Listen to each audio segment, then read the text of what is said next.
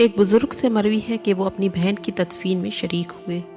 اتفاق سے ان کی قیمتی اشیاء سے بھری تھیلی قبر میں گر گئی اور کسی کو بھی اس کے گرنے کا پتہ نہ چلا۔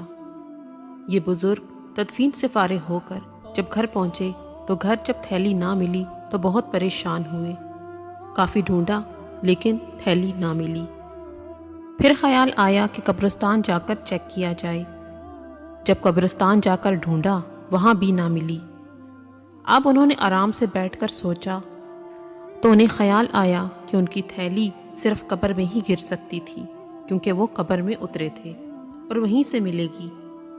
اس وقت تمام لوگ گھروں کو واپس جا چکے تھے۔ آرام سے ایک سائیڈ سے قبر کو کھودنا شروع کیا۔ جب قبر تھوڑی سی کھلی تو کیا دیکھتے ہیں کہ قبر آگ کے شعلوں سے بھری ہوئی ہے۔ فوراً کانپتے ہاتھوں سے قبر پر مٹی ڈالی اور گھر کی طرف دوڑ لگا دی۔ روتے ہوئے ماں کے پاس پہنچے اور کہنے لگے، اماں جان مجھے بتائیے میری بہن کیا عمل کرتی تھی؟ ماں نے پوچھا، بیٹا کیا ہوا، کیوں پوچھ رہے ہو؟ انہوں نے سارا واقعہ ماں کو سنایا اور کہنے لگے، اماں جان میں نے اپنی بہن کی قبر کو آگ کے شعلوں سے بھرا ہوا دیکھا ہے۔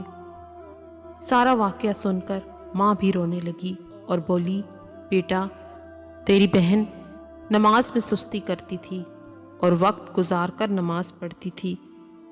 یہ حکایت ذکر فرما کر علامہ ذہبی رحمۃ اللہ علیہ فرماتے ہیں، یہ حال تو اس کا ہے جو نماز کو وقت پر نہیں پڑھتی تھی، اور ان مرد و خواتین کا کیا حال ہوگا جو سرے سے نماز ہی نہیں پڑھتے۔